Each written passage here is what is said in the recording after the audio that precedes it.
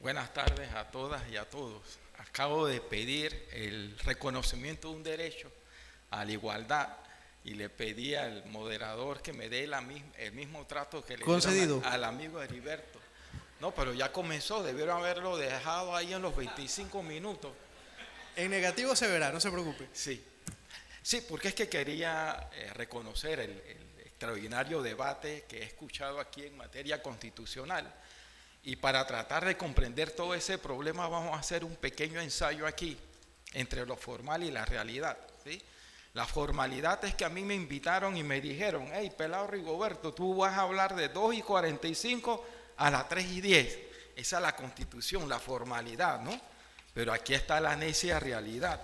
Y la realidad me dice que yo voy a comenzar a hablar a las 3:18. Entonces, cuando vemos los problemas constitucionales, trata de eso.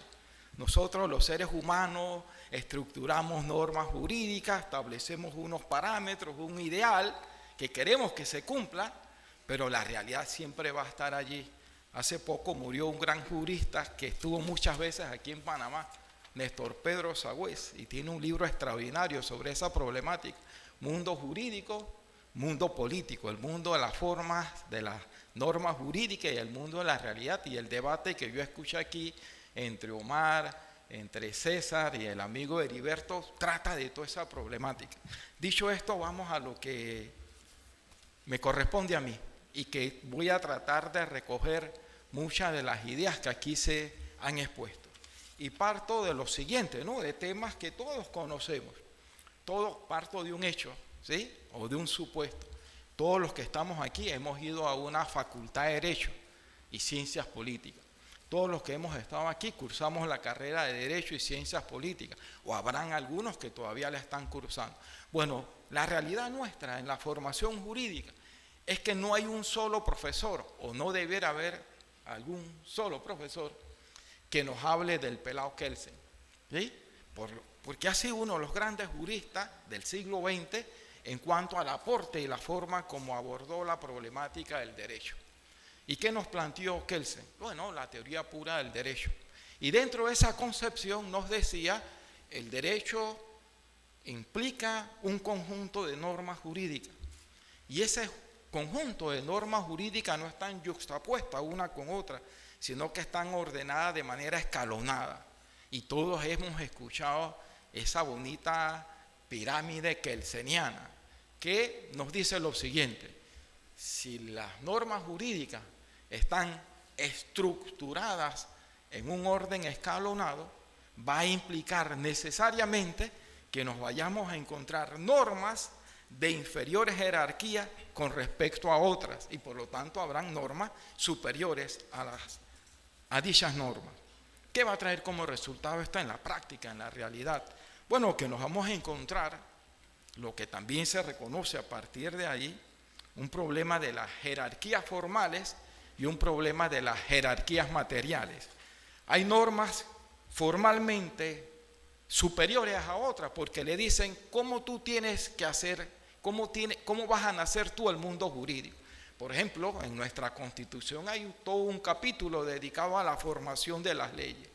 ¿Qué nos indica eso? Que no puede haber una sola ley que no se apruebe de acuerdo a esa formalidad. Entonces, una jerarquía de superioridad por razón de la forma determina la validez de las otras normas en la medida en que las normas inferiores tienen que ser conformes formalmente a esas normas. Pero también hay una jerarquía material, que en parte del debate que he escuchado aquí va por allá. El contenido de las normas, los valores, los principios. ¿Qué significa? Usted pudo haberse creado de acuerdo a la formalidad de esa norma superior, pero resulta que su contenido infringe, desconoce esa norma superior. Ejemplo clásico: en Panamá hay una norma que dice que no hay pena de muerte. Luego entonces el legislador, los 71 que están en la asamblea, pueden aprobar una ley, si quieren, donde establezcan la pena de muerte, pero su contenido violenta y es contraria a la Constitución. Entonces, lo básico, y resumo aquí el tema de la teoría escalonada de Kelsen: hay una norma suprema que determina la validez de todas las otras normas jurídicas. En nuestro país, la Constitución. Todas las otras normas jurídicas quedan supeditadas en su validez formal y de contenido a lo que establezca la Constitución. De igual forma, en un paso abajo, la ley determina la validez de todas las otras normas y actos que sean inferiores a la ley y por lo tanto tienen que ajustarse al contenido normativo de la ley. Y así vamos bajando de acuerdo a esa concepción escalonada. Bueno, de lo que se trata aquí es ver qué es lo que queda de eso, porque es el juicio crítico que hay que hacer aquí. Ahora bien, cuando Hans Kelsen planteó la teoría escalonada, no significa que antes de eso no se hubiese debatido sobre el concepto de la norma suprema, de la norma superior. Y eso queda claramente establecido cuando en Estados Unidos se aprobó la Constitución de 1787. La aprobaron dejando de manera clara y expresa en el preámbulo de la Constitución y en su artículo 6, en el artículo 1, artículo 6, numeral 2, que esa Constitución constituía la norma suprema de los Estados Unidos de América. Por lo tanto, no es Kelsen el que vino a decirnos que había una norma suprema, sino que ya eso se había establecido. Ahora bien, si tú me dices que hay una norma suprema, hay un problema jurídico que hay que resolver, jurídico-político, que hay que resolver. Bueno, en el evento en que alguien emitiendo una ley contraríe lo que dice la Constitución, ¿quién va a resolver ese conflicto? ¿Sí? Y ese conflicto, escuchando al amigo César Rubleva, comenzó como un problema político, no un problema jurídico. Y el Tribunal Supremo de los Estados Unidos, sin que formalmente haya o exista una norma que le atribuyera esa facultad, se la atribuyó. Término correcto, se la arrogó para sí mismo. Pero dijo, si la Constitución es una norma jurídica y es la norma suprema, una ley que le sea contraria no puede ser una ley. ¿Sí? Pero además, como la Constitución es una norma jurídica, ese problema tienen que resolverlo los jueces, porque son los jueces los que resuelven las controversias al momento que hay un conflicto de partes interpretando las normas jurídicas. Luego entonces la Constitución, como es una norma jurídica, cada vez que haya que resolver un problema constitucional de esa índole, es un problema de los jueces. Bueno, ya ustedes saben que a partir de ahí, con el tiempo, surgió lo que hoy día se conoce como el control difuso de constitucionalidad. Bueno, de esa forma y de esa manera se entendió el problema de la Constitución en esta parte del mundo, en esta parte que nos corresponde a nosotros ocupar, habitar, en América, no América entendiendo nada más Estados Unidos, todos los países americanos. Bueno, ¿cómo se entendió este problema en Europa? Es decir, cuando en Europa se plantea el tema de la necesidad de verificar el cumplimiento a las leyes, ¿eso cómo se resolvió? Bueno, de una manera distinta, en un principio de la forma como se entendió en Estados Unidos en 1803. Viene la Revolución Francesa cambia todos los conceptos de la legitimidad del poder y dice, a partir de ahora el problema no es que hay un monarca que su poder lo sustenta en Dios, usted ahora el poder lo va a sustentar en la soberanía popular. ¿Y dónde estaba representada esa soberanía popular? En la asamblea. Y luego entonces, si la soberanía popular estaba representada en la asamblea, la ley que emitiera la asamblea no podía ser cuestionada por ningún tribunal de justicia. Existía la Constitución, pero era entendida como un simple pacto político. Y por lo tanto, la ley que había que tutelar y defender era la ley. Eso dio lugar a lo que se llama, escuchando a César Rubleva, conoce un poquito historia constitucional, de lo que se llama como el Estado legal de derecho.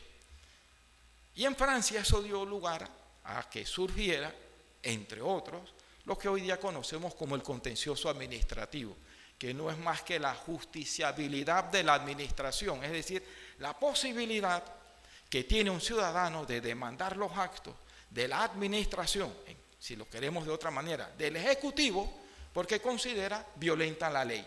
Y por lo tanto todos los actos, todas las normas que emita el órgano ejecutivo tienen que ser conformes, además de la Constitución, a la ley. Y si violenta la ley, se pueda demandar. Así fue como se entendió. Bueno, de allá también vino, aquí está Omar, que es experto en esto, el recurso de casación, ¿sí?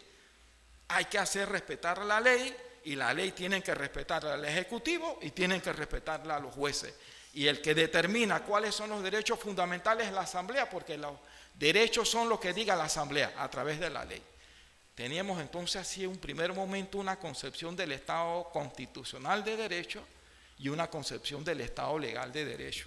Bueno, viene la carnicería de la Segunda Guerra Mundial, la matanza que hubo en aquella época, y cuando despertamos de ese escenario de barbarie, nos encontramos los seres humanos que tenemos que tener unos principios distintos a todo lo que se originó.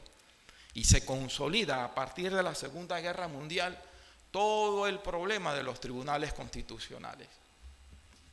Se consolidan. Y en Panamá, todos lo sabemos, acaba de decirlo el amigo Heriberto, existe el control de constitucionalidad, que aunque la Constitución no lo denomina así, existe. Y determina, la Constitución es la norma suprema, el tribunal, el máximo tribunal que va a tutelar esa concepción es la Corte Suprema de Justicia. Y eso está formalmente así en la Constitución. Hasta allí, lo que todos conocemos.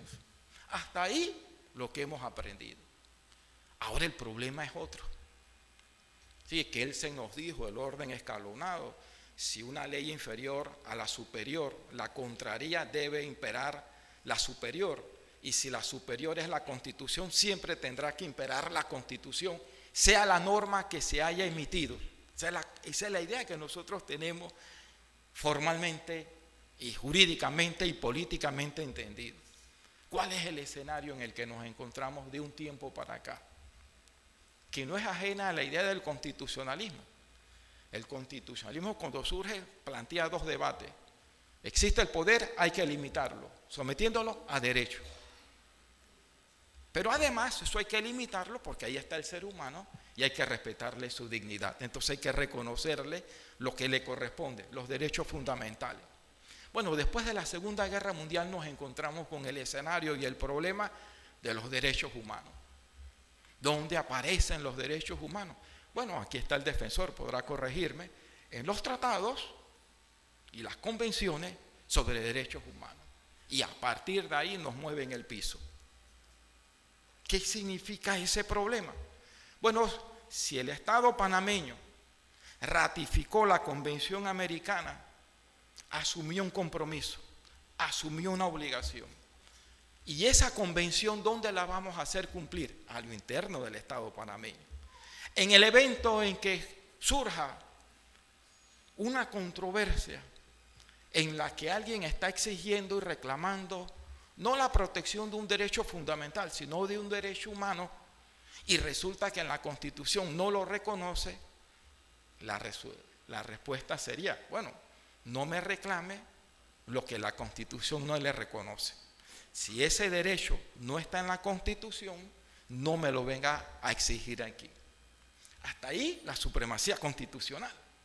Pero resulta que desde la óptica de los derechos humanos, esa no es la respuesta. Y surge el problema del principio de convencionalidad. ¿Qué significa? Ya aquí el problema no es cuál es la norma suprema. Aquí ahora el problema es que hay que tutelar un derecho humano. Y si el derecho humano está en una norma distinta a la Constitución, hago a un lado la Constitución y aplico esa norma, porque aquí lo que hay que tutelar, proteger, preservar es el derecho humano. Y si el Estado panameño se comprometió a eso y usted es Estado parte de la convención, usted es el primero y el obligado a hacer valer esa convención. Ese es el tema hoy día, ¿sí? Ahora bien, eso no significa que siempre y en cualquier circunstancia hay que aplicar la convención por encima de la Constitución. Si nuestra Constitución reconoce, prevé con mayor amplitud un derecho de los que están reconocidos en la Convención Americana, yo aplico la Constitución. Porque esa es la concepción hoy día. Hoy día el problema no es de cuál es la norma, reitero, no se trata de la norma suprema, se trata de un debate de mucho más calado. Pero vamos a hacer un examen aquí para ver hasta dónde lo que yo acabo de afirmar lo puedo probar. En nuestra Constitución, y hoy día estos adelantos tecnológicos pueden permitir refutar lo que voy a decir, establece en el artículo 12, después que regula las distintas formas como se adquiere la nacionalidad panameña, nos dice en el artículo 12, la ley reglamentará la naturalización, es decir, Benicio y los pelados de la asamblea, o Bolota, ¿no? Sí, él es diputado, no estoy diciendo nada que no sea cierto. Muy bien, y después dice el artículo 12, el Estado podrá negar una solicitud de carta de naturaleza por razones de moralidad, seguridad, salubridad, y viene en tema de debate, por razones de incapacidad física y mental. Es decir, que si un extranjero que tiene un grado de discapacidad, habiendo reunido todos los requisitos y solicita la carta de naturaleza, el Estado panameño le podrá decir, en base a la norma constitucional, yo no te voy a dar la nacionalidad panameña, tú eres una persona con una discapacidad. Puede hacerlo, formal y constitucionalmente lo puede hacer. Y además, para que no los olvidemos, en el decreto ley número 3 de 22 de febrero de 2008, en el artículo 118, recoge esa norma y establece el mismo criterio. Y ahora viene el ensayo. Imaginémonos que esa persona, ese extranjero que ha solicitado la naturalización panameña, es cliente de ustedes. Ustedes lo están representando. Y la primera reacción es, bueno, el pelado Kelsen nos dice la norma suprema. En Panamá no hay una doctrina, como lo dice Omar, consistente con la jerarquía de los tratados lo aprueba la Asamblea, son ley formal, luego entonces están por debajo de la Constitución. Luego entonces, discúlpame, no, yo soy tu abogado, pero no podemos hacer nada. El Ejecutivo puede hacer lo que está haciendo porque la Constitución se lo permite. Y salta el defensor del pueblo, oiga, discúlpeme, es que Panamá, además de ser Estado parte de la Convención Americana, ratificó la Convención Interamericana para la eliminación de todas las formas de discriminación contra las personas con discapacidad. No friegue. Y entonces, ¿ahora qué hacemos? Vaya a la Corte y plantee no un problema de inconstitucionalidad, plantee un problema de inconvencionalidad. Y dígale a los magistrados que aquí hay una inconvencionalidad, tanto de la Constitución como de ese decreto, o si lo quieren a la inversa, tanto del decreto como de la Constitución. Y por lo tanto, plantéele que en vez de aplicar la Constitución, aplique la Convención Americana contra todo tipo de discriminación contra las personas con discapacidad, y que si formalmente usted ha reconocido, tiene los elementos para que se le reconozca la nacionalidad panameña, que no se la nieguen por esa razón. Bueno, si yo fuera el abogado de esa persona, yo por lo menos haría el intento, ¿sí? Porque ahí están los instrumentos. La pregunta es sencilla, ¿y en qué me baso yo? Bueno, en las últimas reformas constitucionales del 2004, todos los que estamos aquí sabemos que adicionaron un párrafo al artículo 17 de la Constitución. Además es un principio que ya estaba en nuestra Constitución, que dice palabras más, palabras menos. Los derechos y garantías consagrados en esta Constitución son un mínimo. Son un mínimo y significa que hay otros más. ¿Dónde están? Entonces yo tengo que ubicarlos. ¿Y dónde los voy a ubicar? En los tratados y en las convenciones de derechos humanos de las cuales nuestro país es parte. Y cuando usted asume ese compromiso, hay que hacerlo valer a lo interno de los países. Y ahí está la respuesta. Y concluyo entonces con los 7 minutos que me queda, porque cuando escuchaba el debate acá tenía ganas de dejar mi exposición a un lado y entrar al debate, porque es un debate necesario. Y es un debate como si, bueno, espero que eso nunca se dé, no porque sea malo. Es un debate como si estuviéramos en la corte y tuviéramos que resolver un caso de esto.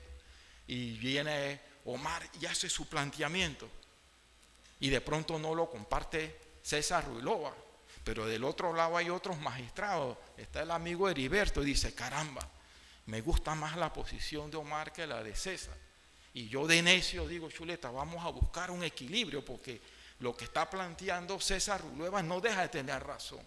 Y comienza el análisis y comienza el debate. Quiero pensar que así se elaboran, aquí está un ex magistrado de la Corte, el amigo cigarrista, más o menos así se van elaborando, bueno, y también el profesor Zamorano, se van elaborando los fallos sobre los casos difíciles, sobre los casos de debate, porque ningún juez, y esto lo digo con todo el respeto, alguien dijo por ahí, nadie es químicamente puro.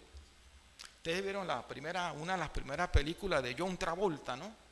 El niño de la burbuja, que está él ahí, porque si sale de ahí se muere, porque cualquier germen que esté en la realidad le cae y lo mata. Bueno, ningún juez, ningún tribunal de ninguna parte del mundo está en una cúpula abstraído de la realidad.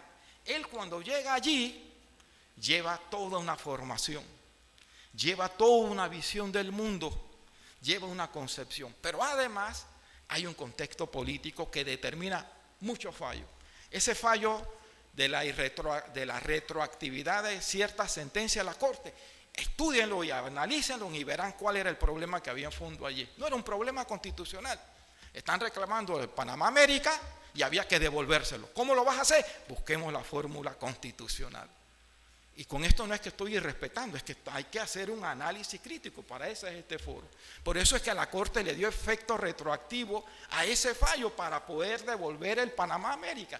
No era por otra cosa, eso no era un problema constitucional. Cuando se aprobó la ley 25 de 1990, hoy día la Corte nunca hubiera declarado constitucional los efectos retroactivos para sancionar a los trabajadores, nunca se lo hubiera dado, hoy día. Pero ¿por qué se le dio en 1990? Caramba, tú no le puedes quedar mal al presidente. Él ha dicho que ese movimiento obrero era un intento de golpe de Estado.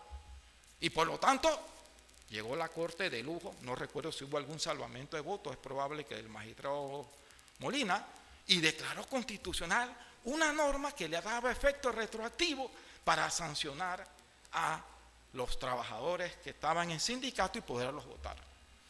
Lo que quiero decir, mundo jurídico, mundo político. No podemos abstraer los problemas constitucionales de los problemas políticos. Ya alguien hace muchos años habló de los factores reales de poder. Cuando se habla de la constitución formal y de la constitución real, ¿cuál es la constitución real? La que me diga a mí la Corte Suprema de Justicia. Los 9 magistrados son los dioses del Olimpo, hasta que integramos el sistema interamericano de derechos humanos. Con todo el respeto, no es la primera vez que lo digo, nuestro máximo tribunal en materia de tutela de los derechos humanos ya no es la Corte Suprema de Justicia, es la Corte Interamericana. No porque lo diga yo, sino porque el presidente Endara, con una gran visión de Estado, con su ministro de Relaciones Exteriores de aquella época, una de las primeras medidas que adoptaron en febrero de 1990, le mandan la comunicación. Corte Interamericana, reconocemos su jurisdicción en todos los temas que tienen que ver con la aplicación de la Convención Americana. Luego entonces, usted es nuestro máximo tribunal en materia de derechos humanos. Y por eso, la Corte Interamericana se ha pronunciado en 5 ocasiones con temas que tienen que ver con el Estado panameño. El último es con problemas de los pueblos originarios que estaban reclamando que le fueran a medir lo que le corresponde de sus comarcas y habían pasado defensor 10 años y nadie les daba respuesta. Y entre otras cosas, eso fue lo que dijo la Corte Interamericana y nos dijo, ustedes violan los derechos humanos cuando no dan una respuesta de manera oportuna. En conclusión, todos estos temas de carácter constitucional no podemos abstraerlos de los problemas políticos. En conclusión, a partir de ahí, el problema de la pirámide kelseniana hay que hacerle hoy día un juicio crítico. No porque haya dejado de tener valor, No porque la Constitución no tenga importancia, claro que la tiene, el principio de supremacía constitucional, pero nunca olvidemos que ha entrado en escena el tema del control de convencionalidad y que ha cambiado el panorama del principio de la supremacía constitucional. Y en materia de derechos humanos siempre habrá que aplicar aquella norma que tutele en la mayor amplitud posible el derecho humano que se reclame, aun cuando eso conlleve no tener que aplicar nuestra Constitución. Dejo 1 minuto y 9 segundos. Gracias.